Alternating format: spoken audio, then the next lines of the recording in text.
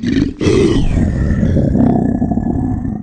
there guys, happy Monday, and also happy April Fool's Day, I guess. I don't really do anything for it because I'm bad at remembering pranks or, like, thinking up actual good ones, so I just tend to ignore it. Besides, my college has decided to play enough of an April Fool's joke on me because, this weekend was really nice. It was in the 50s. Friday I went around wearing shorts outside. Like, I walked from my dorm to a restaurant nearby in shorts, and it was fine. And now it's snowing. Good job, Oswego. And also, apparently, we're supposed to continue getting snow until Wednesday, so that's great. Don't get me wrong, I love the snow. It's just, I want warm now, because it's happened. But, yeah, so for today, I'm going to talk about something that's been really controversial lately in the science community, and that is cloning. I mean, cloning's been controversial for a while, but right now they're not just trying to clone things, just clone them, but it's like, hey, if we have genetic material from extinct animals, the question is, should you clone extinct animals or not? And, there's a lot of issues that go on with that, both practical and ethical. So, it's going to kind of say what I think about it and all that stuff. So, yeah, we'll go with that. This really won't apply to things like dinosaurs. I know, for those of you who want a Jurassic Park, I'm sorry. But just because the bones are so old, any DNA material in them has pretty much degraded by this point. Like, beyond the point of being able to salvage it, enough to clone. But more recent extinct animals, like the saber-toothed cat or woolly mammoth or the dodo bird. I don't know why anyone would want to bring that back anyway. Passenger pigeons, things like that are extinct, but that are recent enough that we can still get DNA from their bones. They're talking about things like that. And they're also talking about, like, animals, species that are threatened and, like, in danger of going extinct, like, using this process to bolster populations. So, like, actually they could use it, if they go by that, you could use it, like, with bats and stuff, with the white nose fungus. And that's just destroying bat colonies. Because, like, recently there's a really big one in Pennsylvania that was, like, tens of thousands, and there's now 28 of them, or 38 of them, and that's it, because of this. And it's, like, really bad, and bats are kind of important. But, so, like, like, applying it to that, and then, like, to make more little bats, So, if any of you are like me, you can see where a lot of these problems come in. First off, it's honestly just not practical. As I was reading up, cloning is not very predictable, or, like, it doesn't usually work.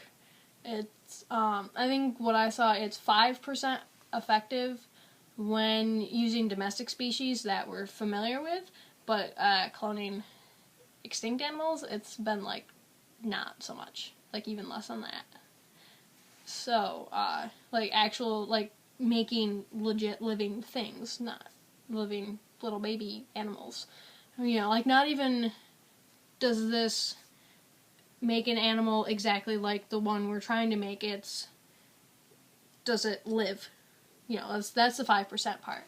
And, with animals that are still living, there are things that don't come from the genetic code. There are social things that your genetics don't have. Like with humans, if you have just a human by themselves that don't have contact with other humans, after a while they forget how to speak. They stop, because they don't have language to practice every day and stuff, then they forget. It's not something they use, so it's not something they need. And, like, with all these people, like, social things, like, even with people not like that, just going from different cultures, there are things in some cultures you just do because that's how you're raised. But if you get smacked into another culture that doesn't do that, or does something different, you're like, I don't know what's going on. There's a lot of social things like that that don't that aren't in your genetic code. So it's kind of like, so if we make an actual saber-toothed tiger or saber-toothed cat, whichever you want to call it, it might look like one, but is it really a saber-toothed cat? It's not really going to act, have all the social constructs that it would normally have.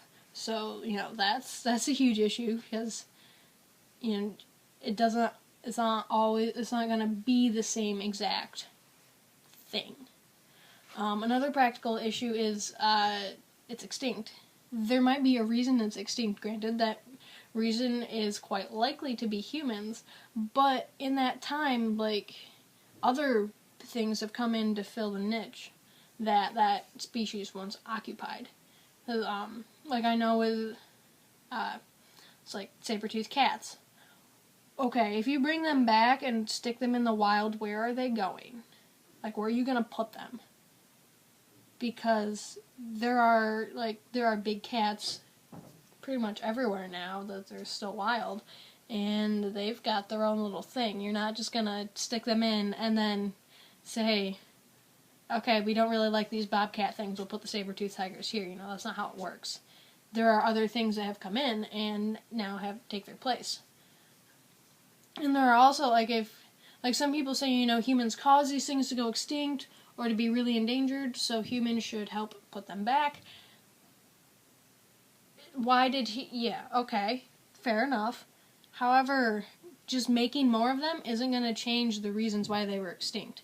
Making more wolves or more saber cats or whatever is just going to have people go, oh hey, I can shoot that now because there's more of them, And if you can bring things back from extinction, being extinct kind of loses its effect. You don't have that anymore as a bargaining chip. You don't have, you need to stop hunting these or there won't be any more of them. It's, yeah, okay, so what? You're just going to bring it back. You're just going to make more. I can hunt these all I want. That's not really good. And, to stop the extinction of animals, it's not really a question of bringing them back. It's more a question of educating people on the main reasons that animals go extinct, and kind of trying to figure out how to control the human population, because we just keep expanding, and there's a whole lot of issues with putting the needs of humans and balancing the needs of humans and the needs of animals, and it's hard to do that when you don't have all these animals saying, oh hey guys, this is my home, this is mine, you can't have it. Just bulldozers go and say screw you. It's not really an issue that making more of them can solve. I mean, like, I see the value of looking at their genetic code and seeing, like, where did the animals that we have now come from, their ancestors, like, using all this stuff to see how things are interrelated and how they actually lived, and kind of how the earth has changed, and how it used to be and how it is now, and things like that, to try and figure out and kind of apply it to now. But cloning things is just bad.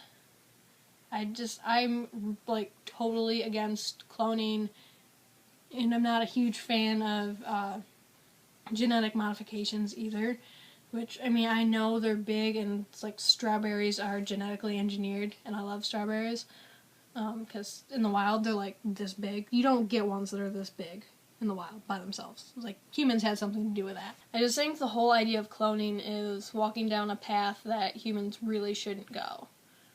Because, whether you believe in God or not, or gods, Allah, Yahweh, all that stuff, whatever you believe in or don't believe in, humans shouldn't try to occupy that role. Cloning and genetic modifications, in my view, are kind of like humans trying to play God, and that just doesn't work.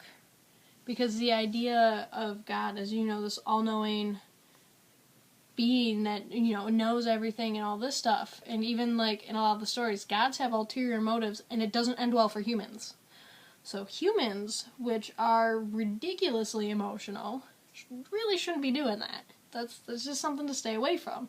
And let's face it, if saber cats get loose, because you've cloned them, I'm pretty sure they think humans are tasty, and that's bad. Haven't you guys seen Jurassic Park? It never works. Never. Even in Hollywood, it doesn't work. So you know it's not going to work in real life. Yeah. So I really don't think it's a good idea to be walking down the cloning path. Like, even if it could potentially be helpful, I see the potential for harm as way greater and should just walk away from it. Just walk away. Stop it. So, yeah, I don't really have any, specific good websites for you to go to look at this stuff. I mean, if you just Google cloning extinct animals, it pops up. There's a bunch of sites if you want to check it out.